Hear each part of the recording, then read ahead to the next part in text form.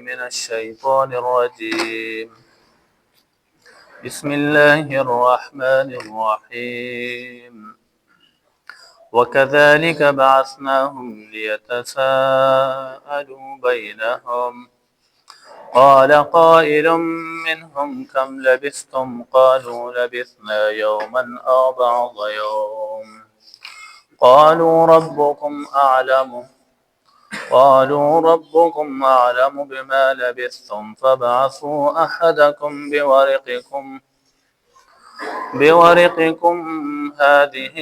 إلى المدينة فلينظر أيها أزكى طعاما فليأتكم برزق منه وليتلطف ولا يشعرن بكم أحدا إنهم إن يظهروا عليكم يرجموكم أو يعيدوكم في ملتهم ولن تفلحوا إذا أبدا.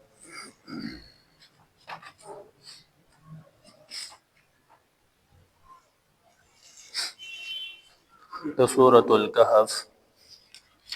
19 نمبر آیات تے 19 نمبر آیات د سورة الكهف.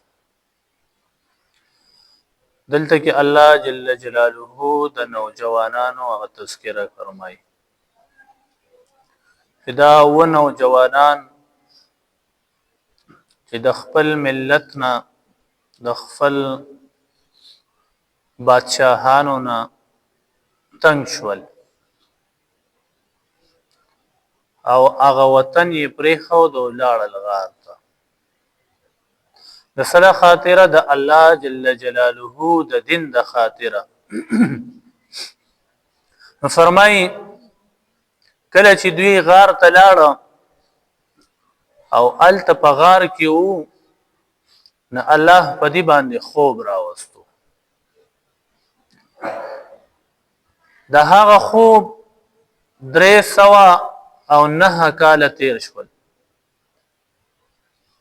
الله جل جلاله فرمای بیا موږ را فاسول وکذالک او دقرنګ دغه شانته بعثناهم من بیدار کړل دوی لرا لیتساءلوا بینهم د دپاره چې دوی تپوسو کی د یو بلنا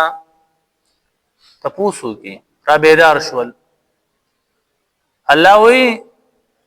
لیتساءلوا معنی دا ده چې عاقبت داره چې دوی تپوسو کی انجام دا شي چې دوی تپوسو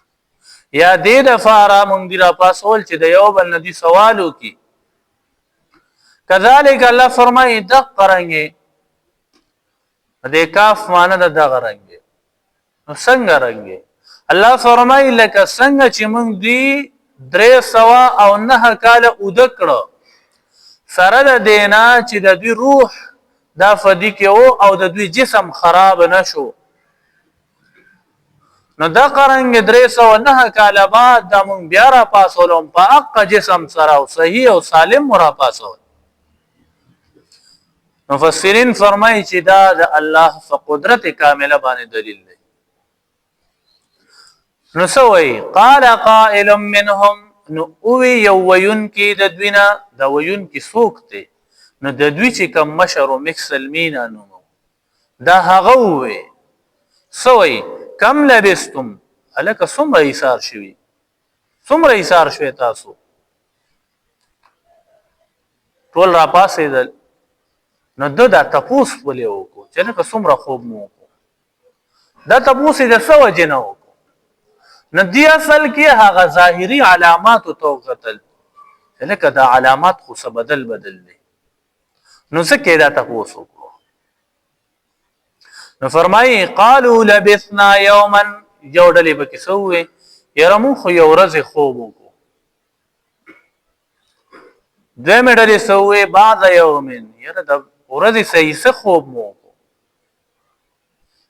لبسنا یوما اندازه ولګول چې یاره اندازتن مونږ به یو ورځ خوب کړی وي. دوی مې وینا لکه بعض یومین بعض ورځې خوب مو کړی دی. او درې مې ډلې سوې قالوا ربکم اعلم بما لبثتم دی وی رب تاسو خپويږي په هغه چې تاسو څومره خوب کړي څومره ایثار شوی په دې باندې الله جل جلاله خپويږي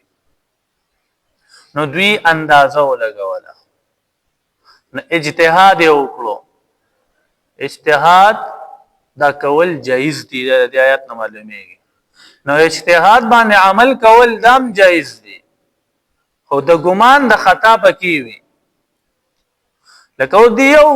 رائے دا ورکړه چې یو ورځ خوب مو کړو دویم رائے دا ورکړه بعضې ورځې نه ګمان د خطا خو پکې دی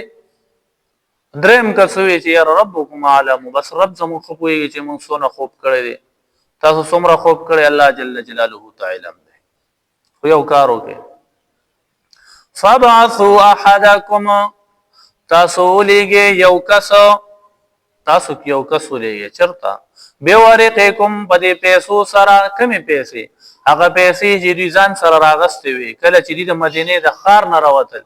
مدینه ښار نه یادوم نن سبا چې کومه مدینه ده دا نه یادوم د دوی ښار ته مدینه وای هر بازار ته مدینه ویل کېږي نو دوی چې د هغه بازار نه راوتل دغه خپل کلی نه راوتل نو دوی ځان سره پیسې راغستې وي نو فرمایي هذه الى المدینه دې پیسو سره د دې لاړ شي دغه بازار ته هغه پیسې چې د مخکې راغستې وي اوس یې وله ورکړه چې یاره دا واله او بازار ته لاړ شه نو څه وکړه فلینظر پس دا چې دی وګوره ایها ازکا طعاما چې کم یو زیات پاک دی د طعام یعنی حلال خوراک چې دی نو دا سره راوړه فلیاتکم برزق من حلال خوراک چې دی نو دا دوی ته راوړه فلیاتکم پس را دی وړي هغه تاسو ته برزق منه د رزق د هغه نه کم چې پاکیزه خوراک خرڅوي اول د خوراک وګوري دا دې ته اشاره ده که یو ځای کې حرام خرڅېږي او ستا غالب ګماندار چې دا سړی حرام خرڅوي نه هلته کې خوراک مه اخله داسې ځای کې خوراک واخله چې تا ته پته وي چې دا سړی حلال خرڅوي حرام خوراک نه خرڅوي نو لومبی تعلیم یې ورله څه ورکړو چې زین وګورئ حلال خوراک وګوره حرام را پسې را نه وړئ دویم ورته څه وایي ولیتلطف هلکه ګورئ په خبرو کې نرمي کوه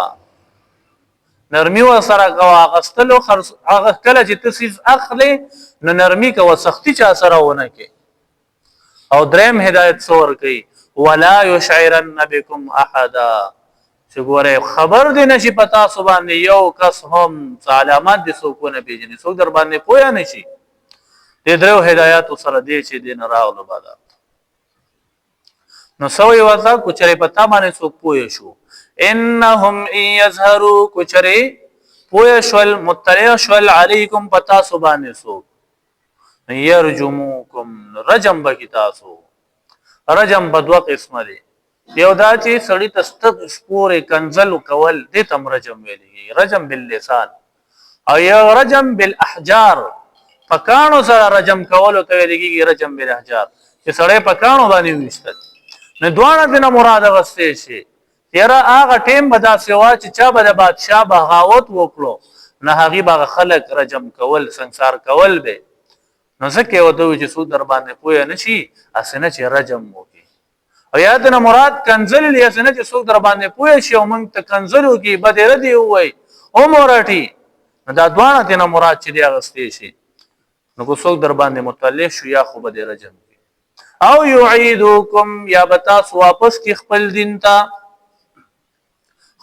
ته به واپس کی یعنی کفر ته به تاسو چې دین واپس کی او یعیدوکم فی ملتهم یا به واپس کی تاسو لره دوی فی ملتهم په ملت داغوی کې په دین داغوی کې ولن تفلحوا اذا ابدا هرگز به تاسو دغه وخت چې دی کامیاب نشئ هرگز به دغه وخت کامیاب نشئ د آیات نه یو څو مسائل چې دي نه دا ثابتېږي یو مسله دا ده چې د یو مسلې چاته علم نه وي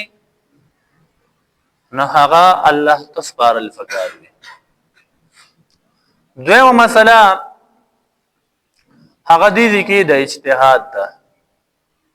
چې په مسائلو کې او په احادیثو کې غور او فکر دا کولی شي او په اجتهاد سره مسائل مستنبط کول کی. دریم دا دی چې په مال کې شراکت کول چې دین دا جایز دی. او سلورم دا چې د شراکت د مال یو کفیل جوړول دم جایز دی. او پنځم دا چې په دغه مال شراکت سره چې کوم خوراک راوړل شو نو دغه خوراک غون چې دین دا کولی شي. نو دا یو څو مسلې وی چې د دې نه مستنبط کیږي. الله دې عمل کولو توفیق ورکړي. الحمدلله.